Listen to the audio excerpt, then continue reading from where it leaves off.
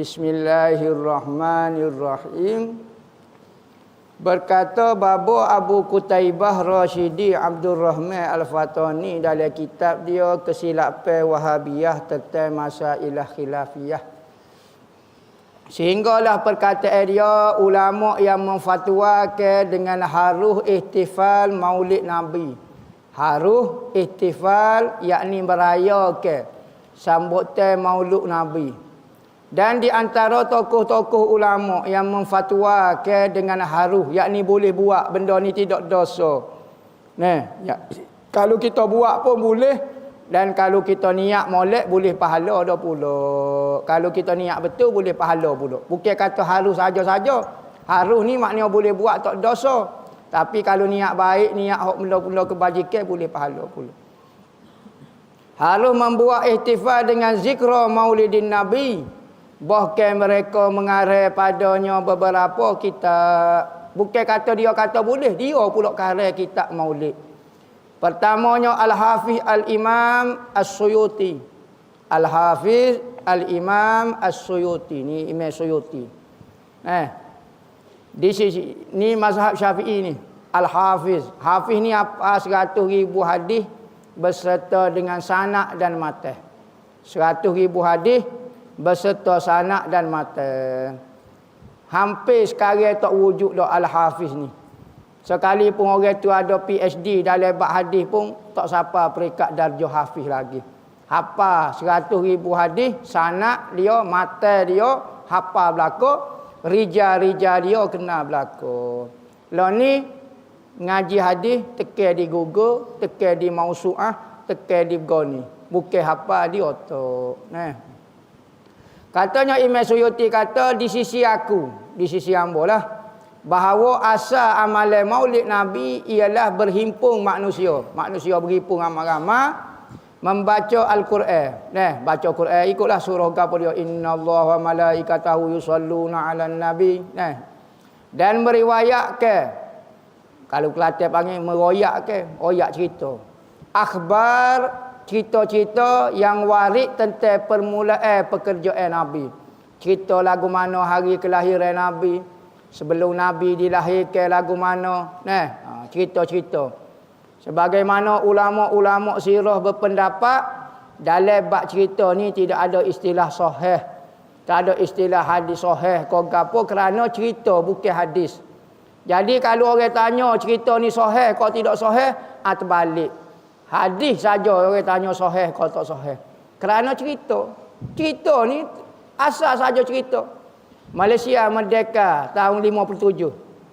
Maudhu' sebab tidak ada hadis, tidak ada Quran. Ada kecil lagu tu. Bagi sejarah, bagi cerita ni tak perlu Quran dan tak perlu hadis. Kalau hadis pun ada, sahih pun tak perlu kerana apa? Kerana dia cerita. Berbeza dengan hadis. Hadis kena tanya sahih ke? Hadis ni dhaif ke? Hadis ni gapo? Hadis. Tapi cerita katanya ulama tak perlu tanya sahih kau tidak sahih. Kerana dia cerita kan. Kita nak percaya boleh, tak percaya pun tak apa. Terpulang kepada kita lah.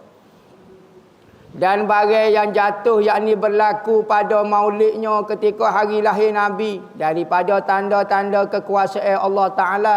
Irhas dia panggil. Irhas Nabi. Benda-benda yang pelik berlaku kepada seorang Nabi sebelum dilantik jadi Nabi. Dipanggil irhas. Nabi Muhammad dipayung oleh awal ketika jadi Nabi. Tak sebelum jadi Nabi lagi. Batu-batu beri salam kepada Nabi. Sebelum daripada Nabi Muhammad jadi Nabi lagi. Nabi Muhammad kesuk bulan. Nabi Muhammad ketika dalam buaya katanya pot darah dia Sayyidina Abbas. Abbas ni adik bosu daripada ayah dia. Adik-beradik anak Abdul Muttalib. Kok paling bosu nama Abbas bin Abdul Muttalib. Ya tengok Nabi Muhammad ketika kecil dalam buaya Nabi Muhammad duk suka. Ya pun tengoklah. Tengok anak saudara dia lah, anak saudara dia, anak abang dia Abdullah. Duk suka. Suka gapo Nabi Muhammad ni orang susah, tak ada mainan dia. Main gapo tak ada mainan. Duk suka. Ya pun tengok. Tengok Nabi Muhammad duk tangi duk gini. Dia pun tengok kok tangan Nabi Muhammad tunjuk kok gapo. Nabi Muhammad tunjuk kok bulan. Apabila Nabi Muhammad buat lagu ni bulan tu ikut giga kau ni. Ya buat gini, boleh tu pergi ikut kau ni. Allah dia. Anak saudara hamba ni lagu mana? Wali kau gapo dia.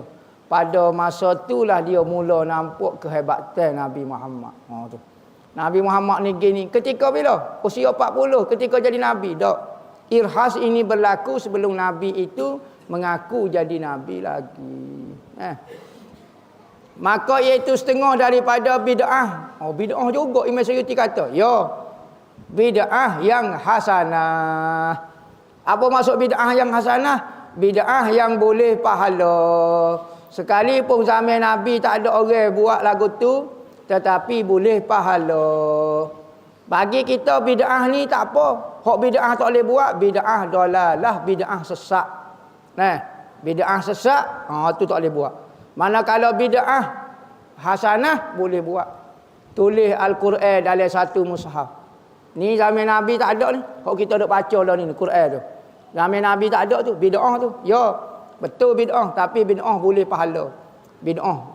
Maya tarawih 20 rakaat. Tak ada zaman Nabi. Gapo dia lagi? Buka pondok. Tak ada zaman Nabi. Nabi tak ada madrasah tak ada.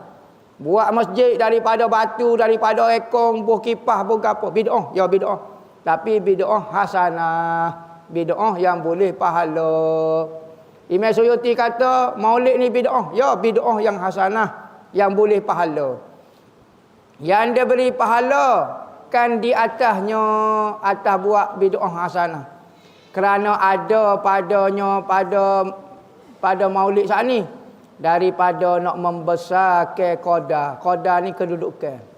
Kedudukan Nabi dan menzahirkan kegembiraan dengan maulidus syarif. Berkata Hafiz Ibnu Hajar Al-Asqalani, wallahu a'lam. Bismillahirrahmanirrahim. Alhamdulillahirabbil alamin wassalatu wassalamu ala asyrafil anbiya'i wal mursalin sayyidina Muhammadin wa ala alihi wa sahbihi ajma'in, amma ba'du. Segala puji bagi Allah Subhanahu wa taala di atas segala nikmatnya yang kita sedar ataupun yang tidak sedar. Maka di antara nikmat-nikmat yang Allah Ta'ala beri kepada kita adalah bermusafir, berjalan, mengembara, melihat kejadian-kejadian makhluk Allah Subhanahu Wa Ta'ala. Maka katanya Allah Subhanahu Wa Ta'ala, hendaklah kamu bermusafir, melihat akan pelajaran-pelajaran yang kamu dapat ambil daripada peristiwa-peristiwa yang dahulu-dahulu. Jadi bersempena dengan bermusafir ini, pihak Madrasah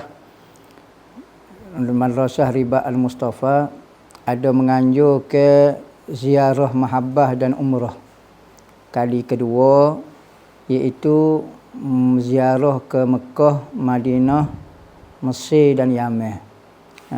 Kita akan bermusafir selama 20 hari. 20 hari yang mana kita akan pergi ke Mekah dan menjalankan ibadah umrah, dan selepas pada tu ke Yaman, dan akhir sekalinya ke Mesir.